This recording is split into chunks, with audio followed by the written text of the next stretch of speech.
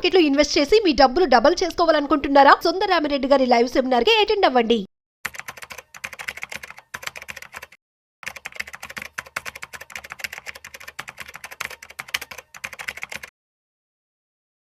నమస్తే సుందరరామిరెడ్డి గారు. నమస్తే సార్.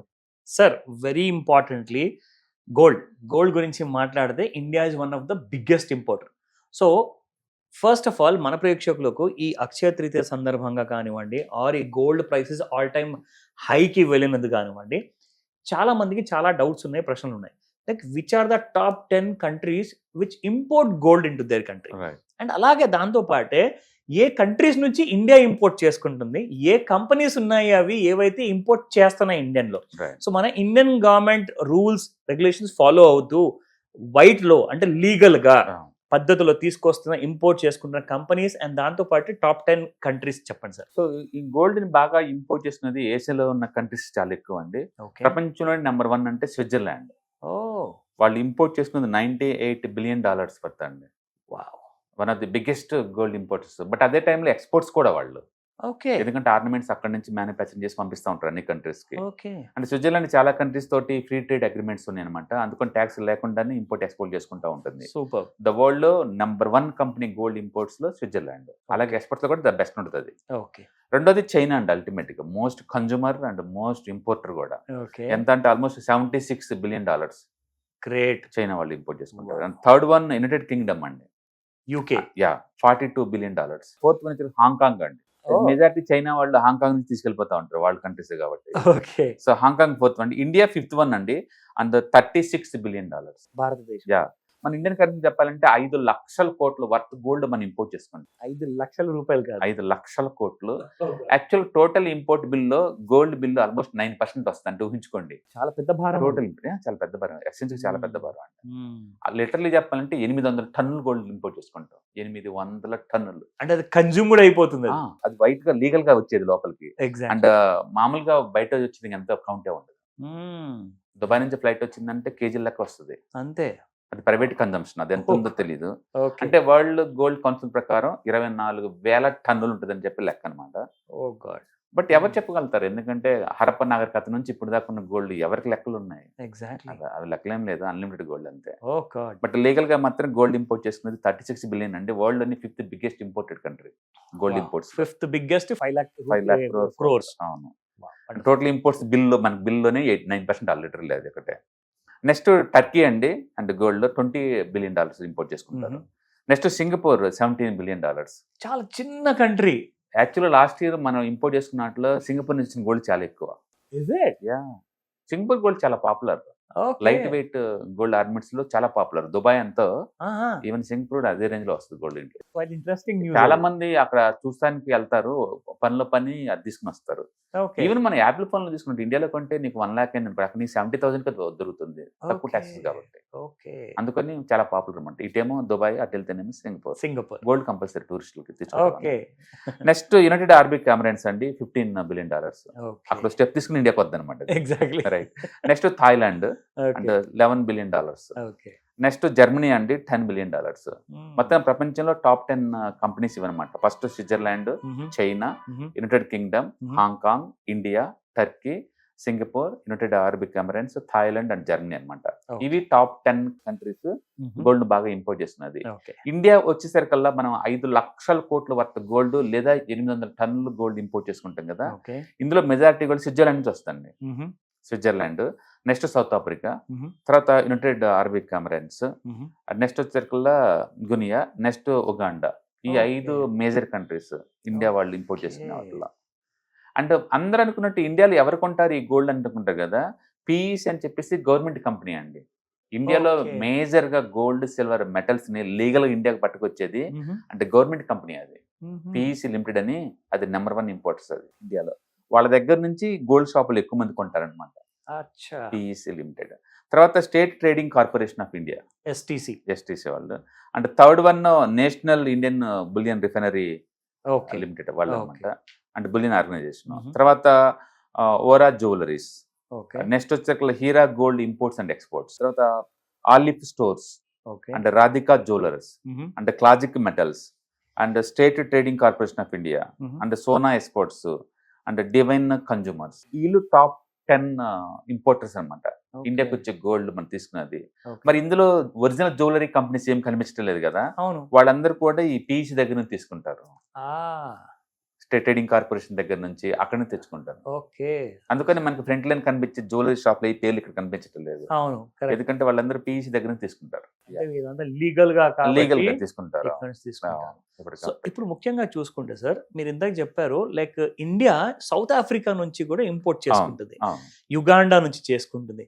సో ఈ కంట్రీస్ మాత్రం కన్జంప్షన్ విషయంలో మాత్రం టాప్ 10 లో లేవు. మరి వాళ్ళు కన్జంప్షన్ కోసం కాదు, వాళ్ళు బేసికల్ ఏంటంటే మైనింగ్ అక్కడ ఎక్కువ, మైనింగ్ యాక్టివిటీ, అందుకని ప్రొడ్యూస్ చేసి వేరే కంట్రీస్ అమ్ముతారు. అక్కడ కన్జ్యూమ్ చేసే అంత లేదు, వాళ్ళ వేజెస్ డైలీ $1 కన్నా తక్కువ ఉంటాయి సార్, కన్జ్యూమ్ చేసే స్టేటస్ ఏం కాదు. ఓ గాడ్, చాలా తక్కువ. But they are very good big exporters. Basically mining లో Uganda and natural resource South Africa చాలా పాపులర్ కదా. ఇప్పటికీ వరల్డ్ లో మేజర్ గా తయారై మైనింగ్ ఏదైనా ఉందంటే అంటే ప్రాఫిటబిలిటీ ఆపరేట్ అవుతున్న మైనింగ్ స్టోర్స్ అక్కడే ఉంది, మొత్తం సౌత్ ఆఫ్రికా చుట్టే ఉంది మినరల్స్ మొత్తం కూడా. మన దగ్గర మైనింగ్ యాక్టివిటీకి అంత గిట్టుబాటు అవ్వదు గోల్డ్ మ్యానుఫ్యాక్చరింగ్, కాస్ట్ చాలా ఎక్కువైంది ఇప్పుడు. అందుకని మైనింగ్ వరల్డ్ వైడ్ గా క్లోజ్ అవుతుంది కాబట్టి అంత డిమాండ్ పెరుగుతుంది. అండ్ వరల్డ్ లో ఉన్న అన్సర్టనిటీ వల్ల కూడా ఇలా వస్తుంది. మనం ఆ గోల్డ్ ప్రైస్ ఆ ప్యాటర్న్ అబ్జర్వ్ చేశారనుకోండి, 30 years బ్యాక్ యావరేజ్ రిటర్న్ చూసుకుంటే 12% కన్నా ఎక్కువ దాటవు. కానీ లాస్ట్ 10 years మనం చూసుకుంటే 15 దాకా వస్తుంది, లాస్ట్ 5 years చూసుకుంటే 18 దాకా వస్తుంది, లాస్ట్ 1 year నుంచి చూసుకుంటే 30 వచ్చింది. అంటే రాను రాను గోల్డ్ ప్రైస్ ఇంకా ఇంకా ఎక్కువ అవుతుంది. ఒకటి అవైలబిలిటీ తగ్గటం, రెండోది వరల్డ్ వైడ్ గా అన్సర్టనిటీ, పర్టికులర్ గా కోవిడ్ తర్వాత నుంచి మనం చూసుకుంటే గోల్డ్ కన్జంప్షన్ ఎక్కువైపోయింది ఇన్వెస్టర్ పాయింట్ ఆఫ్ లో. అండ్ వార్స్ ఎక్కువైపోయింది, యుక్రెయిన్ వర్సెస్ రష్యా కావచ్చు, ఇజ్రాయెల్ వర్సెస్ పాకిస్తాన్ కావచ్చు, ఇప్పుడు అమెరికా వర్సెస్ చైనా వాళ్ళ టారిఫ్ వార్ కావచ్చు.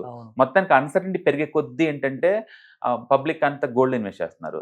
రెండోది ఇన్వెస్టర్స్ కూడా వరల్డ్ వైడ్ గా పెడుతున్నారు.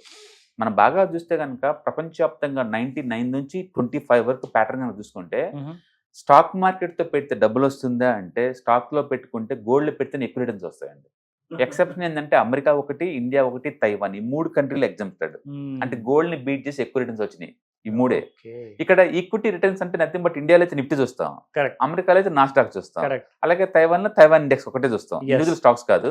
ఈ 3 మాత్రమే గోల్డ్ బీట్ చేసి 2-3% ఎక్స్ట్రా వచ్చినాయి అంతే. బట్ మిగతా కంట్రీలో ఏది కూడా ఫ్రంట్ లైన్ ఇండెక్స్ 8 బీట్ చేయలేవు అంతే. ఈవెన్ టర్కీలో కూడా gold is the major asset, stock equity కాదు. ఈవెన్ చైనాలో కూడా ఈక్విటీస్ కావు, ఇట్స్ గోల్డ్. ఇంట్రెస్టింగ్. అందుకని చాలా కంట్రీస్ లో వాళ్ళ మేజర్ అసెట్ క్లాస్ ఏంటంటే గోల్డ్ అనమాట. అందుకని గోల్డ్ మీద అంత మోజు ఎక్కువ. మనం ఇండియాలో మ్యారేజ్ సీజన్ కాబట్టి గోల్డ్ పెరిగిందేమో అనుకుంటాం. గోల్డ్ అనేది యూనివర్సల్ మెటల్ అండి, అన్ని చోట్ల అందరూ ఇన్వెస్ట్ చేస్తారు గోల్డ్. వరల్డ్ వల్ల, వరల్డ్ కన్జంప్షన్ వల్ల, ఆ డాలర్ లో ప్రైస్ మూవ్మెంట్ వల్ల, పర్టికులర్ లాస్ట్ 2 years నుంచి సెంట్రల్ బ్యాంక్స్ హెవీగా ఇన్వెస్ట్ చేస్తున్నాయి. సెంట్రల్ బ్యాంక్స్ ఇంతకుముందు డాలర్ స్టోర్ చేసేవాళ్ళు, మిగిలిపోయిన డబ్బు మిగిలితే ఇప్పుడు డాలర్ రిజర్వ్ తగ్గించుకొని గోల్డ్ రిజర్వ్ పెంచుకుంటున్నారు వరల్డ్. యూనివర్సల్ కరెన్సీ అది గోల్డ్ న్యాచురల్ గా. అది 3000 సంవత్సరాల నుంచి ఉన్న కరెన్సీ, అది 3000 సంవత్సరాల నుంచి వచ్చిన కరెన్సీ అది. సో ఇక్కడ చూసుకుంటే ముఖ్యంగా ఇప్పుడు డాలర్ లో చూసుకుంటే మీరు అన్నట్టుగా 3,200 3,200 వరకు వెళ్ళిన డాలర్ ప్రైస్ లో చూసుకుంటే గోల్డ్ పర్ ఔన్స్ లో 3,500 కూడా దాటే అవకాశాలు ఉన్నాయంటున్నారు. సో రాబోయే 5 ఏళ్లలో 2 ఏళ్లలో కూడా ఇది పాసిబుల్ కనిపిస్తుంది అంటారా? ఎందుకంటే వరల్డ్ అన్సర్టనిటీ పెరిగే కొద్దీ సేఫ్టీ కోసం అందరు దీంట్లో ఇన్వెస్ట్ చేస్తా పోతుంటారు. రెండోది ఇప్పుడు టెంపరీగా ఏంటంటే హెడ్ అండ్ షోల్డర్ ప్యాటర్న్ వచ్చింది, దాంతో కొంచెం కరెక్షన్ లో ఉంది. ఇండియాలో అయితే 1,02,000 దాకా వెళ్ళిందండి, ఇప్పుడు అది 95,000 దగ్గర ఉంది. బహుశా 90,000 రావచ్చు ప్యాటర్న్ ఎఫెక్ట్ వల్ల. మళ్ళీ 90 దగ్గర స్టేబుల్ అయిపోయి మళ్ళీ పైకి వెళ్ళే ఛాన్సే ఉంది. కాబట్టి నెక్స్ట్ 1 year నుంచి 2 years వరకు ఈ గోల్డ్ రేంజ్ ఏంటంటే 90,000 వర్సెస్ 1,10,000 మధ్య జరగచ్చు. గోల్డ్ ప్రైస్ నిజంగా డ్రాప్ అవుతుంది అంటే లేదండి, హెడ్ అండ్ షోల్డర్ ప్యాటర్న్ పూర్ణిమ అంటే ఇప్పుడు అది డ్రాప్ అవుతుంది అనమాట. అది ఇండియాలో అయితే 1,02,000 దగ్గర వెళ్ళింది, ఇప్పుడు 95,000 దగ్గర ఉంది లైవ్ మార్కెట్ లో. అది మేబీ ఆ హెడ్ అండ్ షోల్డర్ ప్యాటర్న్ కాబట్టి, అది డిస్ట్రిబ్యూషన్ ప్యాటర్న్ కాబట్టి దాని ఎఫెక్ట్ అంటూ ఉంటే 90,000 దాకా వచ్చే ఛాన్స్ ఉంది. అక్కడ మళ్ళీ కన్సాలిడేట్ అయిపోయి మళ్ళీ పైకి వెళ్ళే ఛాన్సే ఎక్కువ ఉంటుంది, ఎందుకంటే వరల్డ్ అన్సర్టన్ అంతే ఉంది కాబట్టి. అందుకని నెక్స్ట్ 1 year నుంచి 2 years వరకు గోల్డ్ రేంజ్ ఏంటంటే 90,000 వర్సెస్ 1,10,000 మధ్య రొటేట్ అయ్యే ఛాన్స్ ఉంది. మొత్తానికి అయితే గోల్డ్ అనేది లో beta and less volatility asset class కాబట్టి టూ మచ్ పడుద్దని అనుకోవట్లేదు. మీరు అన్నట్టు అది గోల్డ్ ప్రైస్ ఈ డాలర్ లెక్కన 4,000 దాకా వెళ్ళే ఛాన్స్ కూడా ఉంది ముందు రోజుల్లో డాలర్స్ లో. Yes, definitely. Wow, that's good news. అంటే తొందరగా కొనుక్కుంటే గుడ్ న్యూస్ అవుతుంది అది. యా, ఎందుకంటే హిస్టారికల్ రిఫరెన్స్ ఏంటంటే 3 సార్లే గోల్డ్ చార్ట్లని బ్లాస్ట్ అయినాయి. ఇప్పుడు బ్లాస్ట్ అయిన గోల్డ్ చార్ట్ 2024 లో బ్లాస్ట్ అయింది. అది 14 years cup and handle pattern.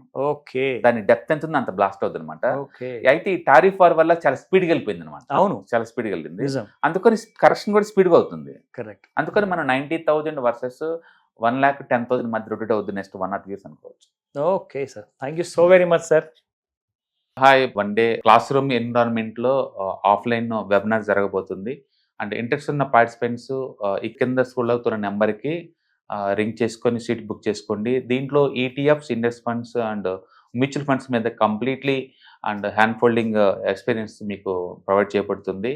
దీని ద్వారా ఏంటంటే మనం ఎసెట్స్ని స్టాక్ మార్కెట్లో ఎలా మేనేజ్ చేసుకోవాలి, ఎలా గ్రో చేసుకోవాలి, ఎలా ప్రొడక్ట్ చేసుకోవాలో అంటే ప్రాక్టికల్గా నేర్చుకుంటారు. అండ్ మీ ఇప్పటి వరకు మనం ఆన్లైన్లోనే మీరు అటెండ్ అవుతున్నారు. ఇక నుంచి మీరు లైవ్లో క్లాస్ రూమ్ ఎన్విరాన్మెంట్లో నేర్చుకునే ఛాన్స్ దొరుకుతుంది. కాబట్టి ఇంట్రెస్ట్ ఉన్న పార్టిసిపెంట్స్ కింద స్క్రోల్ అవుతున్న నెంబర్కి పింగ్ చేసి సీటు రిజర్వ్ చేసుకోండి. Thank you.